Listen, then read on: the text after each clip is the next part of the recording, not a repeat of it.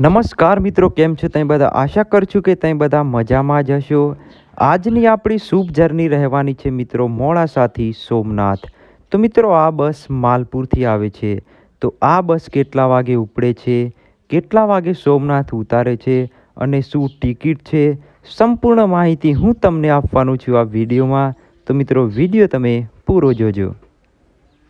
તો મિત્રો ફાઇનલી આપણા બસનો ટાઈમ થઈ ગયો છે ને આપણી બસ મિત્રો આવી ગઈ છે સાંજે 5 વાગે. મિત્રો આવી ગઈ છે આપણી બસ મોડાસા. તો આ બસ આવે છે મિત્રો માલપુરથી. તો મિત્રો હવે આપણે બસના ટાઈમની વાત કરીએ તો મિત્રો માલપુરથી આ બસ મિત્રો 4:30 માલપુરથી ઉપડે છે, 5 વાગે આવી જાય છે મોડાસા અને મિત્રો 5:55 પહોંચી જાય છે મિત્રો દહેગામ. અને પછી મિત્રો 6:50 અમદાવાદ અને 7:30 વાગે મિત્રો પહોંચી જાય છે આ બસ ઇસ્કોન. અને પછી મિત્રો 8:26 આ બસ પહોંચી જાય છે સરખેજ.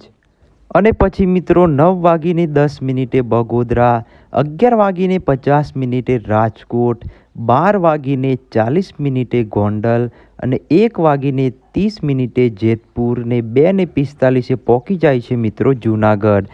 જૂનાગઢથી મિત્રો કેશોદ વેરાવળ થઈને સવારે મિત્રો 4 વાગે પહોંચી જાય છે આ બસ સોમનાથ.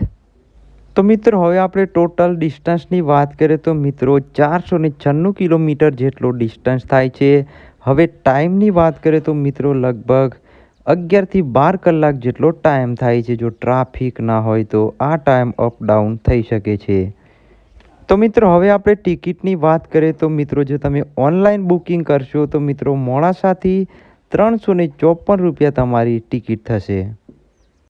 તો મિત્રો ફાઇનલી આપણે સોમનાથ મંદિરમાં દર્શન કરી લીધા. ફાઇનલી આપણે બસને લઈ જઈએ આ જુઓ તમે માલપુરથી સોમનાથ. તો મિત્રો જો તમે મોડાસાથી સોમનાથ મંદિરે દર્શન કરવા માટે આવવાનું વિચારી રહ્યો હોય તો આ બસ તમારા માટે બેસ્ટ રહે.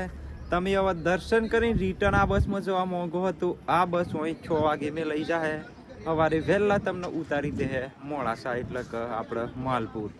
તો આ બસ જર્ની તમે કરશો તો તમારા ટાઈમની પણ બચત થાય અને તમે આરામથી આ સોમનાથ મંદિરે દર્શન કરી શકો. ભોણા કોઈ કહેવું? બસ એકવાર સોમનાથ આવજો, કોઈ નહીં. તો બસ આપણે તો હવે આમાં બુકિંગ કરી દીધી હોય ઓનલાઈન બુકિંગ. અત્યારે તમે જો આવવાનું વિચારી રહ્યો હોય તો ઓનલાઈન બુકિંગ જ કરાવજો. ચમક અત્યારે લગભગ તૈયારીમાં તો ફૂલ જ થઈ જાય એટલે તમે એડવાન્સ બુકિંગ કરાવીને આવજો. હવે આપણે 6 વાગે આ બસમાં બેસીએ અને કરીએ હવે આપણે ઘેર જવા માટે.